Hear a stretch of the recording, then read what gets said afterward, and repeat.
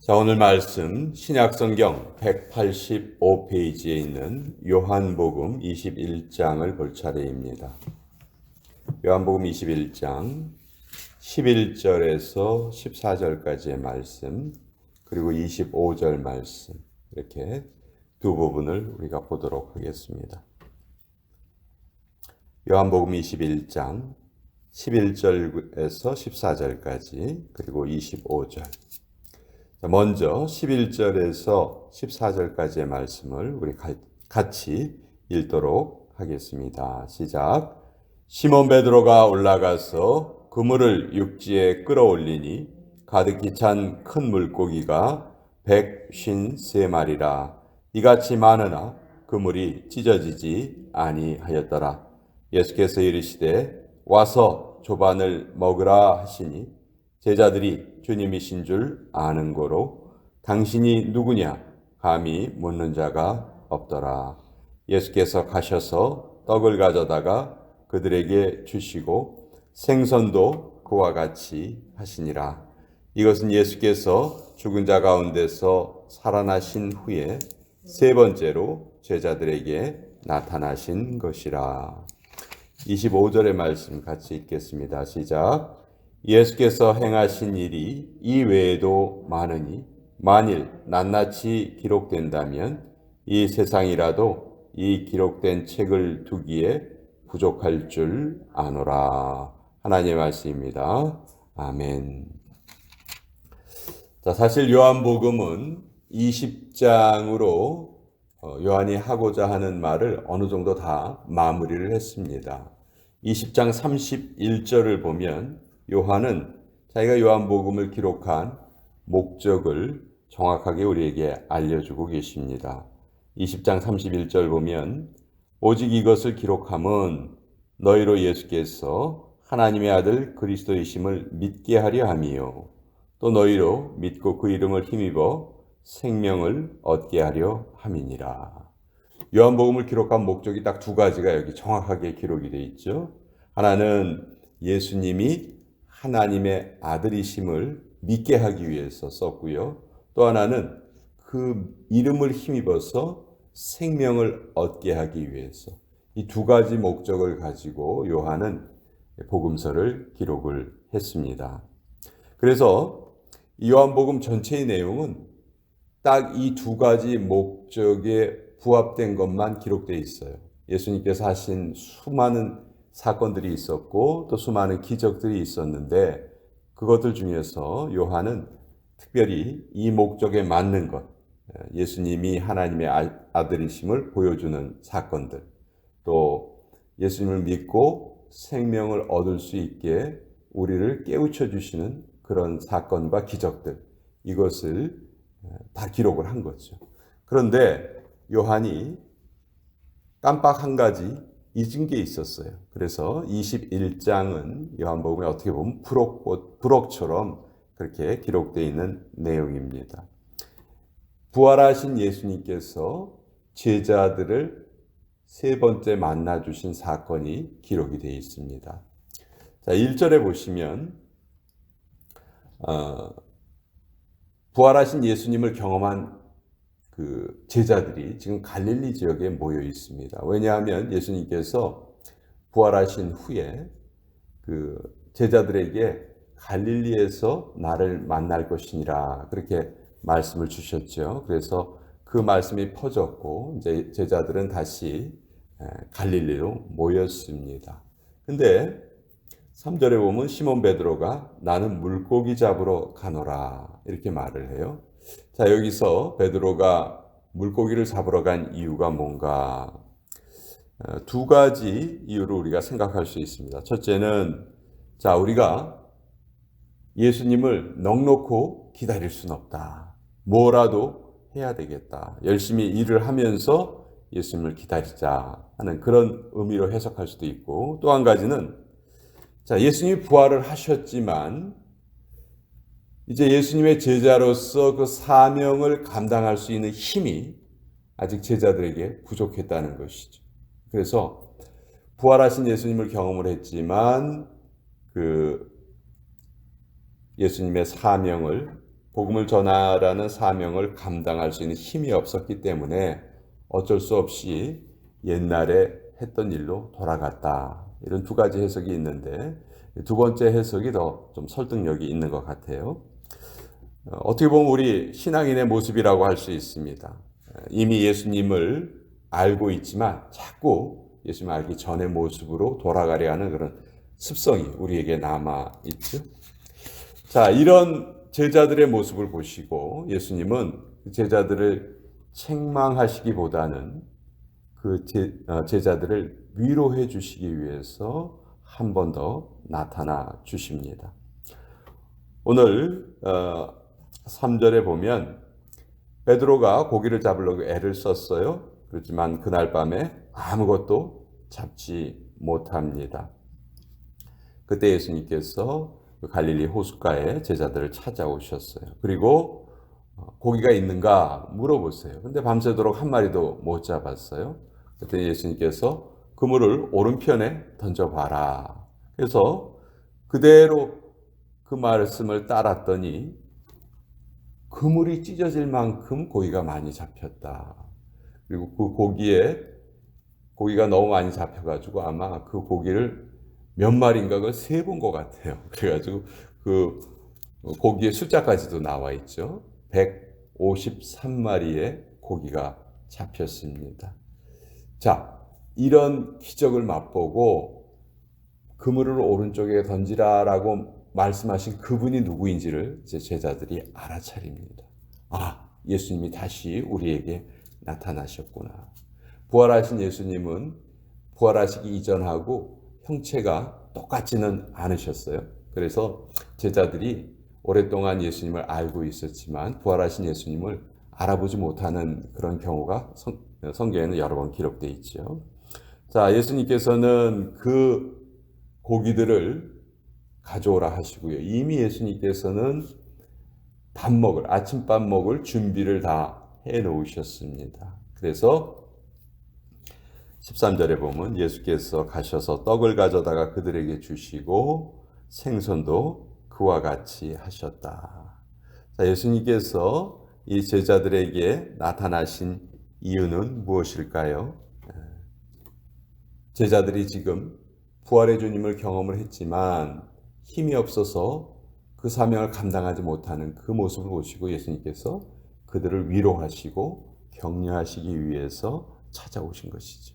자, 그러면 제자들은 왜 이때 이런 아무 힘이 없었을까?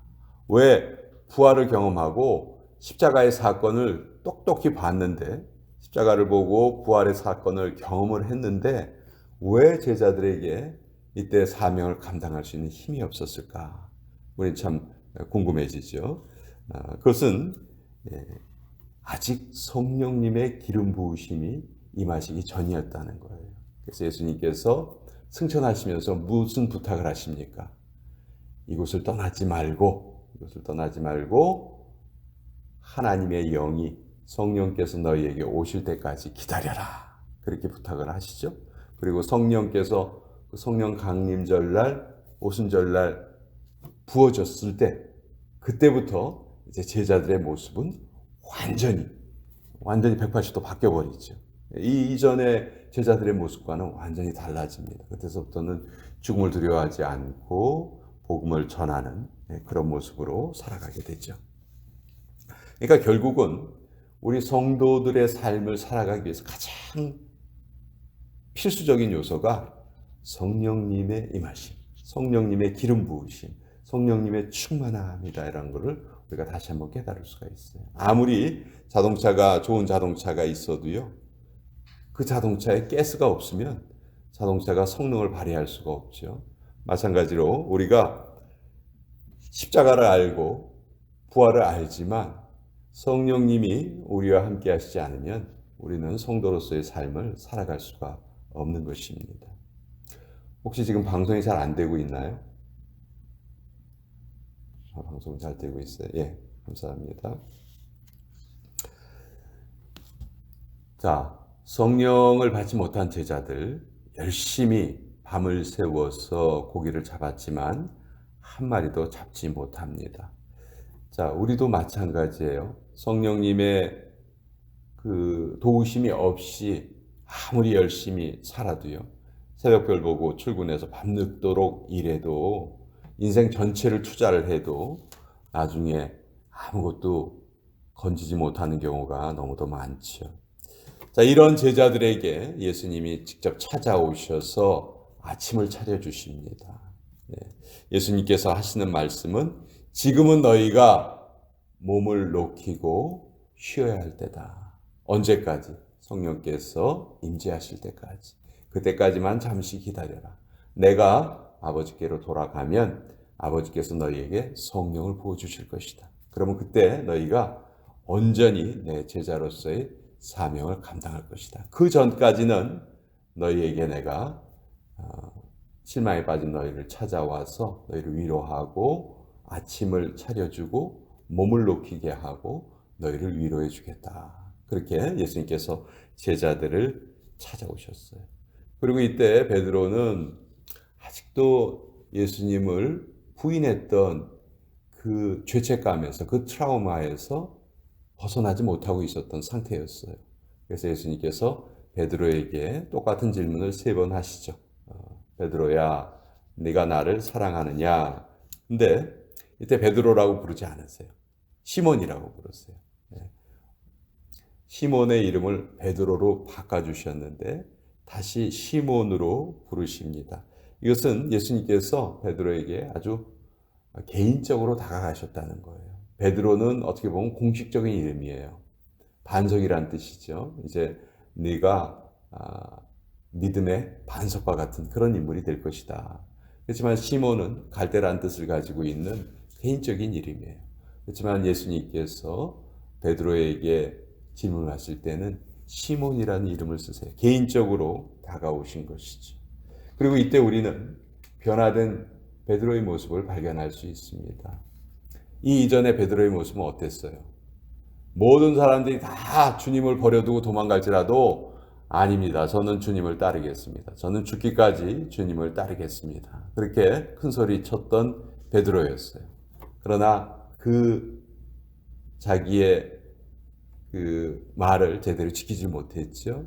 그리고 나중에 이제 예수님께서 찾아오셔서 시몬아 하고 물어보셨을 때에는 차마 자기의 입으로 그것을 대답하지 못합니다. 어떻게 그것을 제가 제 입으로 말하겠습니까? 주님께서 제 모든 마음을 아십니다. 이렇게 말을 하죠. 내가 주님을 사랑하는 줄 주님이 아십니다. 자, 여기 완전히 변화된 베드로의 모습을 우리가 볼 수 있어요. 은혜를 체험하고 난 이후에 겸손하게 변화된 베드로의 모습을 우리가 볼 수가 있죠.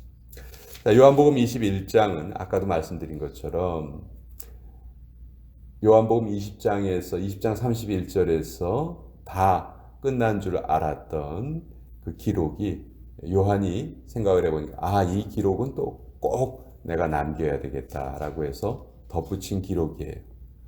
실망한 제자들을 다시 찾아오셔서 그 제자들에게 힘을 주신 예수님.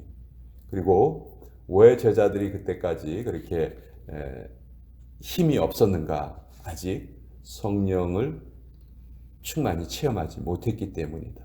이 이후에 성령을 체험하고 나서 제자들의 모습은 완전히 달라진 모습, 우리가 잘 알고 있는 모습.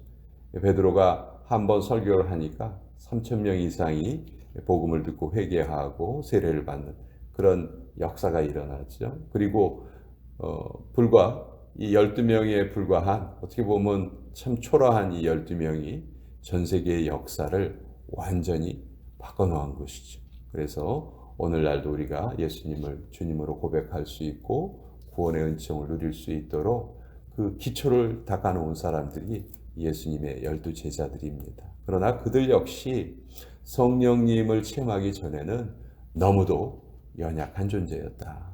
그럼 우리에게도 똑같이 대입할 수 있겠죠. 우리 역시 연약한 존재지만 성령님을 체험한 이후에는 얼마든지 예수님의 제자 이상으로 더 큰 일을 감당할 수 있는 존재들이다.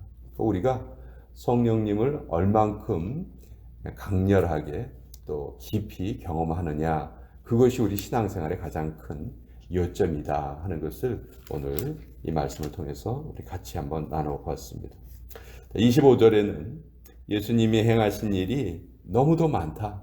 그렇지만 그 중에서 꼭 필요한 것만 기록했다라고 이제 요한이 말을 하죠.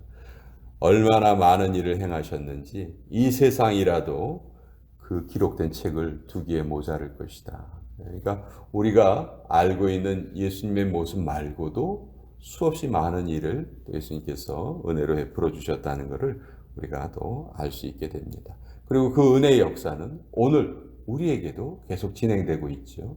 우리 역시 어떻게 보면 요한복음 21장 25절 이후에 그 후속편을 우리가 지금 우리의 삶으로 써내려가고 있는 존재들이다 하는 것을 또 깨닫게 됩니다.